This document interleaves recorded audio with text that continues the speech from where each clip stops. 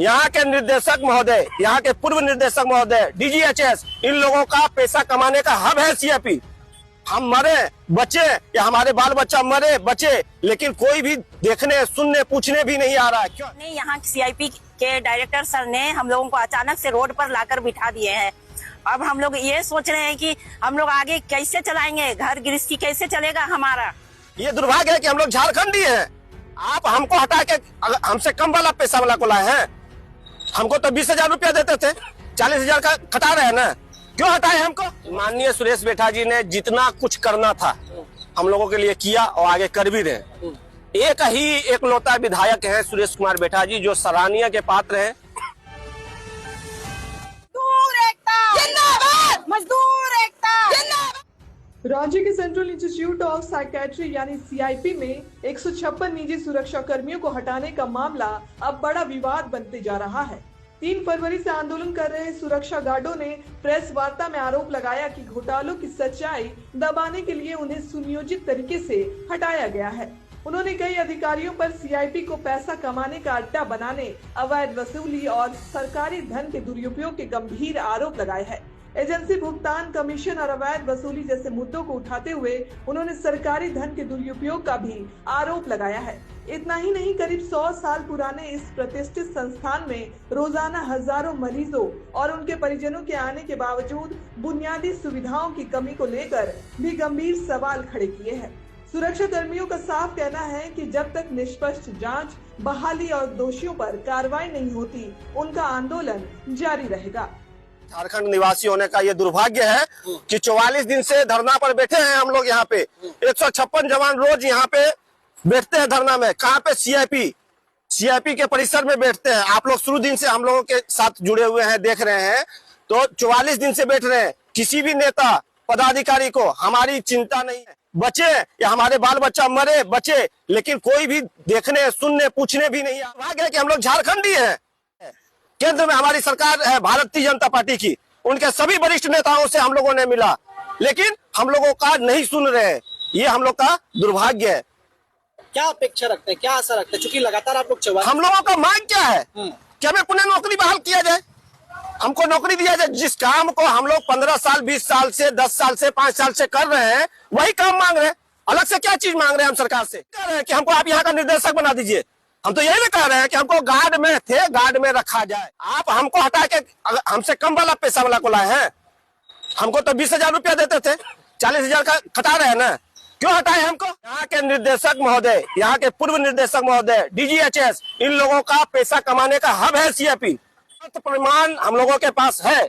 हम लोगों से ही 40-50 हजार रुपया करके लिया जा रहा था। 44 दिन में एक बार भी आए डायरेक्टर महोदय मिलने? डायरेक्टर महोदय कफन पहन के आए हैं। उनका आप लोगों के चैनल के माध्यम से वीडियो भी चल रहा है कि वो कफन बांध के आए हैं कि कफन ओढ़ाने आए हैं।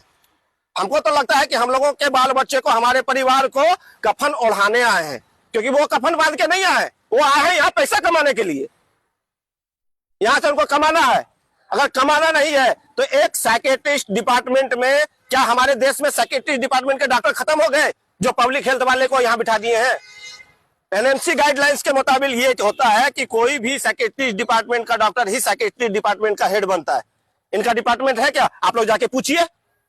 ये जो आप लोग के चैनल के माध्यम से एक बातें कहे हैं हमारे निर्देशक महोदय कि हमारे वरिष्ठ अधिकारी, हमें याद नहीं आ रहा कि कौन सा पद बताए, तरुण कुमार के साथ इन लोगों ने मारपीट किया। ये पहले बताए कि इनका तरुण कुमार का साठगांठ क्या है, इनका और कैंटीन का साठगांठ क्या है। क्यों इन लोगों का पक्षपात करते हैं? ये कई लोगों से मिले जुले तो नहीं है। डीजीएचएस में जाके हम लोगों ने आवेदन दिया, जानकारी दिया, क्यों नहीं कोई कार्रवाई कर रहे हैं? अगर ये लोग नहीं कर रहे हैं तो हमारे देश के जो नेता है वो कहाँ बैठे हुए हैं, जो जनता के वोट से चुन के जाते हैं यहाँ पे? क्या उनका हक नहीं बनता है कि सीआईपी को जांच के दायरे में लाया जाए? सीआईपी के डायरेक्टर को, अगर हमारी गलती है तो हम पे भी जांच कीजिए, हमारी गार्ड की गलती है तो हम पे भी जांच कीजिए। अगर हम लोगों ने मारपीट किया रहता तो क्या एक उच्च अधिकारी को ये नहीं चाहिए, शोभनीय नहीं होता है कि आप प्रशासन में उसका कंप्लेन करेंगे? जब हम लोगों ने कुछ नहीं किया तो 15 आदमी पे आप एफआईआर कर देते हैं, तो आप जांच करवा लेते। कहीं ना कहीं इनके और हमारे नेताओं का मिलीभगत हमें नजर आ रहा है। इन लोगों के बातों से हमको पता चल रहा है कि केंद्र सरकार भी नहीं चाहती है कि हमारी नौकरी मिले, क्योंकि वो भी चाहते हैं कि यहां से कमाई हो। ये कमाने का बहुत बड़ा घर बना लिया है इन लोगों ने। हेमंत सोरेन से मिले आप लोग कभी? मिल ही नहीं पाए, इतना प्रोटोकॉल है, हम लोगों ने आवेदन भी दिया, सारा प्रक्रिया भी फॉलो किया, फिर भी नहीं मिल पाए सरकार से। यही तो एक विडंबना है। हम क्या बोले कि झारखंडी होने का विडंबना यही है सर। झारखंड में आप जो है अपना बात नहीं रख पाइएगा। सही मंच पर बात रखा जाए तो सुनवाई होगा, हमें विश्वास है हमारी सरकार सुनेगी, लेकिन मंच तक हम लोग पहुंच ही नहीं पा रहे हैं। यहाँ के वर्तमान विधायक आप लोगों को क्या आश्वासन? माननीय सुरेश बेटा ने जितना कुछ करना था हम लोगों के लिए किया और आगे कर भी रहे। एक ही एकलौता विधायक है सुरेश कुमार बैठा जी, जो सराहनीय के पात्र हैं। हम खुल के बोलते हैं कि इनसे अच्छा रिस्पांस या इनसे अच्छा जनता से जुड़ाव किसी ने नहीं रखा। हमारी बात को विधानसभा के पटल पे भी रख दिया। जितना उनका क्षमता उतना कर रहे हैं, अपने क्षमता से अधिक कर रहे हैं। डायरेक्टर साहब से आके मिले भी, उन्होंने यहाँ तक कहा कि आप सेंट्रल को लिख के दीजिए कि यहाँ के क्षेत्रीय विधायक इसमें हस्तक्षेप कर रहा है, इन लोगों को अविलंब बहाल कीजिए। लेकिन डायरेक्टर साहब तो सुनेंगे नहीं, क्योंकि उनके ऊपर जो है बड़े अधिकारी, बड़े नेताओं का हाथ है कि हम लोग जो है झुकेंगे नहीं, रुकेंगे नहीं। निरंतर ये जो धरना प्रदर्शन है, जब तक सरकार के कानों में बात नहीं जाती है तब तक हम लोग चालू रखेंगे। और मैं एक बार पुनः भारतीय जनता पार्टी के सभी वरिष्ठ नेताओं से कहते हैं कि आप सच्चाई का पता लगाइए। अन्य जगहों पर जाने के लिए समय है तो कभी धरना पे भी आइए। यहाँ भी बैठा है तो वही जनता है जो कि भारत का रहने वाला है, जो झारखंड का रहने वाला है। आगे अब हम लोगों को अपनी दिनचर्या चलाना ही मुश्किल हो रहा है। डायरेक्टर सर ने, यहाँ सीआईपी के डायरेक्टर सर ने हम लोगों को अचानक से रोड पर लाकर बिठा दिए हैं। अब हम लोग ये सोच रहे हैं कि हम लोग आगे कैसे चलाएंगे, घर गृहस्थी कैसे चलेगा हमारा। ये अन्याय है, बिल्कुल अन्याय है। आज तक हम लोगों को आज 44-45वां दिन हो गया है धरना पे बैठे हुए। यहाँ के प्रशासन के अधिकारी अब तक हमारे समक्ष आए नहीं। हमारे सामने उनका क्या फर्ज बनता था यहाँ के डायरेक्टर सर का, कि जब हम लोगों ने 15, 20 साल, 25 साल, 30 साल से यहाँ पे हम लोगों ने सेवा दिए हैं सीआईपी को पूरी जिम्मेदारी ईमानदारी के साथ, तो उनका फर्ज था। जब हमारे ऊपर इतनी परिस्थिति उन्होंने लाए हैं, तो जब 45 दिनों से हम लोगों ने धरना पे बैठे हैं रोड के किनारे पे, उनका फर्ज था हमारे सामने आकर हम लोगों से कुछ भी अपने मंतव्य से 2 शब्द वो कहते, पूछते, अपने तरफ से कुछ कहते, हम सभी भी जवाब देते। उन्होंने तो डायरेक्ट हमारे 15 जवानों के खिलाफ उन्होंने कार्रवाई भी कर दी है अचानक से। अगर मैं पूछती हूँ, अगर ठीक है, अगर हमारे स्टाफ उस समय कुछ गलती किए हैं, उन लोगों से कुछ गलती हुआ है, गलत हुआ था, तो उन्होंने उस समय क्यों नहीं कार्रवाई की? उस समय क्यों नहीं कार्रवाई? ये 6 महीना साल के बाद क्यों ये बात निकाली गई? यानी कि इसका मतलब यही है कि इस प्रशासन के सभी अधिकारी प्लस डायरेक्टर सर भी, यहाँ के अधिकारी, वो सभी मिली भगत करके ये षड्यंत्र रचा था उन्होंने। तभी तो अचानक इतने दिनों के बाद ये कार्रवाई की गई और हमारे 15 स्टाफों के खिलाफ में उन्होंने याचिका दायर करवाया है। ये नहीं है, ये सही नहीं है, ये बिल्कुल अन्याय है। और क्या कहें हम, उन्हें तो शर्म आनी चाहिए कि इतने जवानों का रोजी रोटी सबों के पेट पे लात मार दिया है। हम गरीब कहाँ जाएंगे इस उम्र में? जब 15-20 साल में यहाँ पे हम सभी स्टाफ यहाँ पे इस प्रशासन को पूरी जिम्मेदारी से समय दिया है, यहाँ की सेवा की है। इतनी डिप्रेशन पेशेंटों के साथ हम लोगों ने सही सलामत ड्यूटी किया है, कभी शिकायत का अपने तरफ से मौका नहीं दिया हम लोगों ने। तो फिर क्या ये बदले में ये सिला मिला हम लोगों को? मैं सवाल करती हूँ, क्यों ऐसा किए? क्या इंसान नहीं है वो? इंसानियत नहीं है? इंसानियत नाम की चीज नहीं है उनपे?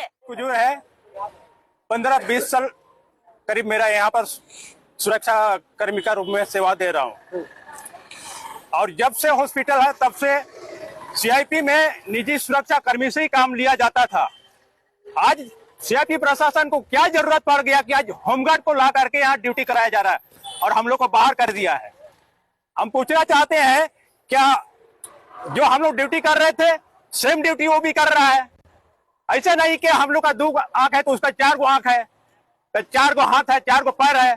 जो हम लोग काम कर रहे थे वही काम कर रहा है सेम वो भी। उनको होमगार्ड बुलाने का इतना ईमानदारी से हम लोग काम करते हुए 20 साल 25 साल हम लोग यहाँ समय दे दिए। आज हम लोग को बीच रास्ता में हम लोग को रोड में निकाल दिया। हम लोग का भविष्य एकदम बिल्कुल अंधार हो गया है। 20 दिन हो गया सर, आज तक कोई धरना में हम लोग से कोई नेता, कोई राज्य सरकार, केंद्र सरकार की कोई लोग हम लोग से मिलने नहीं है आए। हम लोग का घर परिवार कैसे चल रहा है, हम लोग का क्या व्यवस्था है क्या नहीं है, कुछ नहीं देखने। हम लोग 14 साल 15 साल से यहाँ नौकरी दिए, उसका परिणाम हम लोग को क्या मिला, रोड में ला के बैठा दिया गया है। बच्चे लोग को हम लोग अभी फीस नहीं दे पा रहे, एग्जाम नहीं देने दे रहा है मेरे बच्चे लोग को।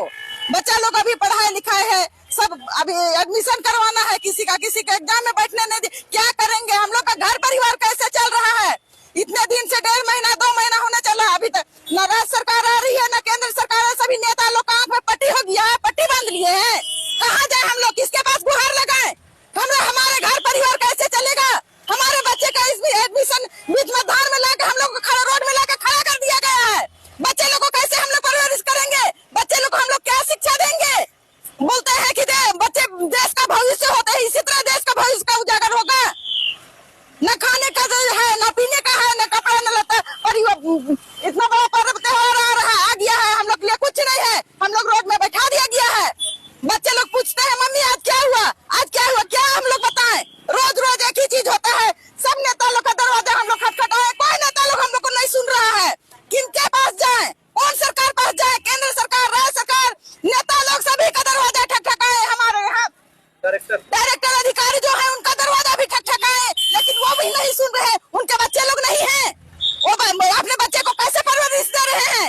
और हम लोग का मतलब हम लोग कीड़ा मकोड़ा है, उनके बच्चे बड़े अधिकारी हैं तो उनके बच्चे हैं। हम लोग कीड़ा मकोड़ा है तो हम लोग का बच्चे क्या रोड में? हम लोग रोड में, बच्चे लोग भी रोड में ले आए, बैठा दे रोड में भीख मांगने के लिए, कटोरी लेके। हम लोग तो कटोरी लेके भीख मांगे बच्चों के लिए, लेकिन केंद्र सरकार, राज्य सरकार, सभी अधिकारी लोग का आंख में चर्बी छा गया है। ये लोग आंख से गिर नहीं रहा आंसू। क्या करे? बच्चे लोग को एक बार खाना देते हैं, दूसरा बार सोचना पड़ता है कि क्या पका के हम लोग देंगे खाना, क्या खाना खिलाएंगे बच्चे लोग को। बोलता है मम्मी आज कुछ अच्छा चीज लाइए, कहाँ से लाए? इसी से घर परिवार कैसे चल रहा है? बहुत स्थिति खराब है हम लोग का। कभी साग भात बना